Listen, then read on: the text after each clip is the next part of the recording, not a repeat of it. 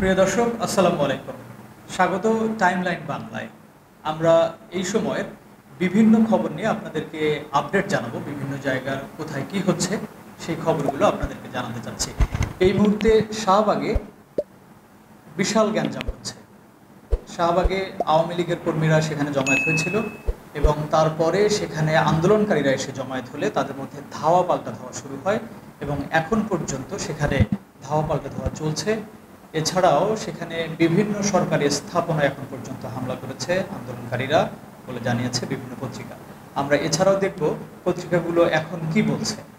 দর্শক, এই মুহূর্তে সিএমএম কোর্টের সামনে পুলিশের একটি গাড়িতে আগুন দিয়েছে আন্দোলনকারীরা। সেখানে বলা হয়েছে বৈষম্য বিরোধী ছাত্র আন্দোলনের ডাকে এক দফা দাবিতে অসহযোগ আন্দোলন চলছে। রাজধানীর সিএমএম কোর্টের সামনে পুলিশের একটি গাড়িতে আগুন দেয় আন্দোলনকারীরা।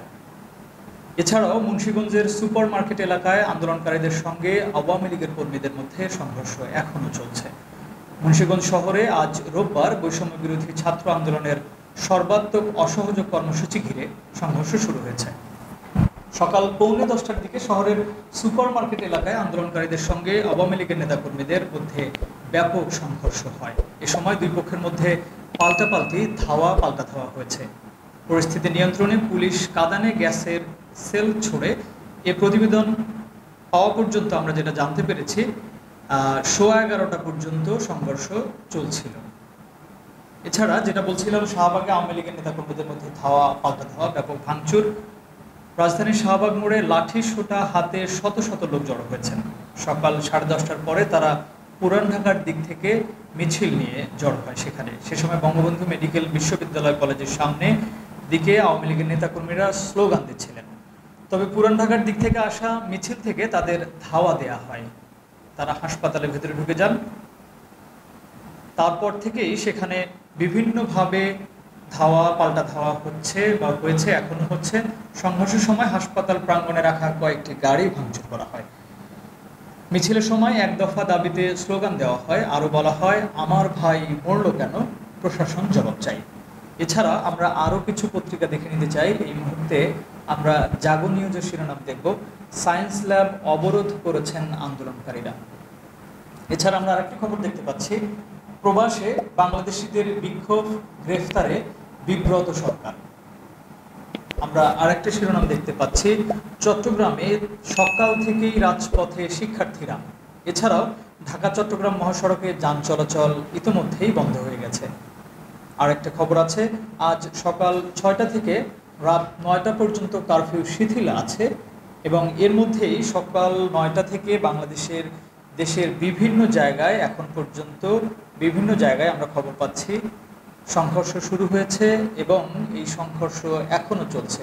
উত্তরার মধ্যেও কিছু জায়গায়, উত্তরার আজমপুর, রাজলক্ষ্মী, আবদুল্লাপুর এবং জসীমউদ্দিন এরিয়াতে আওয়ামী লীগের কর্মীরা এবং বিক্ষুব্ধ ছাত্রছাত্রীরা মুখোমুখি অবস্থান নিয়েছে। তারা এখনও সবাই অবস্থান করছে, কিন্তু সংঘর্ষের কোনো ঘটনা আমরা উত্তরায় এখনও জানতে পারিনি। আমরা জানলে জানাবো। এছাড়া আরেকটা আমরা কালবেলার শিরোনাম দেখছি, বঙ্গবন্ধু মেডিকেলের গাড়িতে আগুন। এছাড়া আরেকটা শিরোনাম আছে, কেন্দ্রীয় কার্যালয়ের সামনে আওয়ামী লীগের নেতাকর্মীদের অবস্থান। এই মুহূর্তের খবর হচ্ছে, বিভিন্ন পত্রিকায় যেটা সবচাইতে বেশি শিরোনাম হয়েছে, শাহবাগে গন্ডগোল চলছে। সেই গন্ডগোল নিয়ে সবচেয়ে বেশি কথা হচ্ছে এবং এখনও শাহবাগে গন্ডগোল চলছে। যদিও ইতিমধ্যে মাননীয় প্রধানমন্ত্রী বলেছেন ছাত্রদের সঙ্গে তিনি বসতে চান, তিনি কথা বলতে চান, যে কোনো বিষয়ে তিনি আলোচনা করে সেটার সমাধান চান, কিন্তু তারপরেও ছাত্ররা এখন এক দফা দাবিতে রাস্তায় নেমেছে। তারা এখন আন্দোলন করছে। তারা দেশের বিভিন্ন জায়গায় আন্দোলন করছে।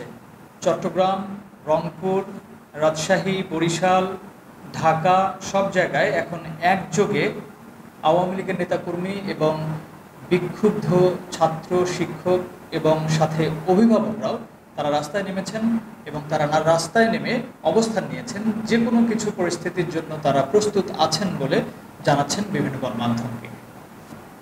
আমরা আবার একটু দেখে আসতে চাই এই মুহূর্তের নতুন কোনো শিরোনাম আমরা পাচ্ছি কিনা, নতুন কোনো শিরোনাম হয়েছে কিনা।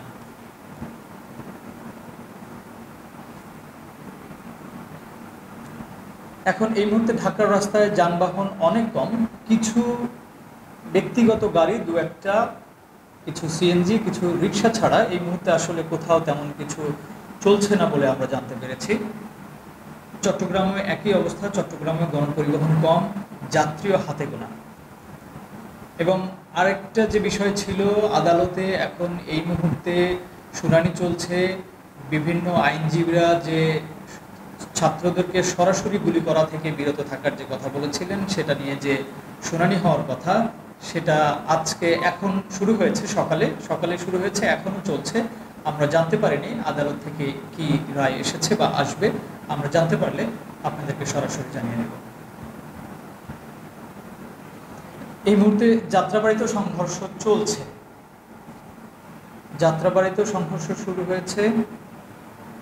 এখন পুরো ঢাকা শহর বিক্ষোভে উত্তাল বলে আমরা জানতে পারছি। পুরো ঢাকা শহরের বিভিন্ন জায়গায় ছড়িয়ে ছিটে গন্ডগোল হচ্ছে। সায়েন্স ল্যাব অবরোধ করেছেন আন্দোলনকারীরা, যেটা আমরা আগেও আপনাদেরকে জানিয়েছি। এই মুহূর্তের পরিস্থিতি এটাই। আমরা কিছুক্ষণ পরে হয়তো আবার আপনাদেরকে আপডেটটা জানাবো কি হচ্ছে এবং কি হবে। এছাড়াও আরেকটা বিষয় জানিয়ে রাখি, গণভবনে চলছে জাতীয় নিরাপত্তা কমিটির বৈঠক। সেই বৈঠকে বৈষম্য বিরোধী ছাত্র আন্দোলনের যে ঘটনা ইতিমধ্যে ঘটে গেছে এবং যেটা এক দফার দাবিতে পরিণত হয়েছে, সেই দাবি নিয়ে গণভবনে বিভিন্ন জাতীয় নিরাপত্তা যে বাহিনীগুলো আছে, আইন শৃঙ্খলা রক্ষাকারী বাহিনী আছে, তাদের প্রধানদের সঙ্গে বৈঠকে বসেছেন প্রধানমন্ত্রী।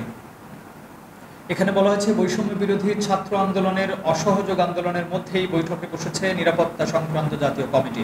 রোববার বেলা 11টার পর গণভবনে ওই কমিটির বৈঠক শুরু হয়। কমিটির আহ্বায়ক খোদ প্রধানমন্ত্রী, মন্ত্রী, প্রতিমন্ত্রী, নিরাপত্তা উপদেষ্টা, সচিব, সেনানৌ, বিমান, পুলিশ, বিজিবি, কোস্টগার্ড, ফোর্সেস ইন্টেলিজেন্স ও এনএসআই এর প্রধান সহ এ কমিটির মোট সদস্য 29 জন, যারা এখন এই মুহূর্তে প্রধানমন্ত্রীর কার্যালয়ে বৈঠক করছেন। সেই বৈঠকে হয়তো তারা সিদ্ধান্ত নেবেন এই দেশের জন্য তারা কি ধরনের শেষ মুহূর্তে কি ধরনের সিদ্ধান্ত নিতে পারেন, দেশ কোন দিকে যাবে, আমরা হয়তো এখান থেকেই জানতে পারবো। আমরা জানার পরেই আপনাদেরকে জানাবো যে কি সিদ্ধান্ত হলো। ধন্যবাদ। আমরা আবার আপনাদেরকে একটু পরেই আপডেটগুলো জানিয়ে দেওয়ার চেষ্টা করব কোথায় কি হচ্ছে। ধন্যবাদ সবাইকে।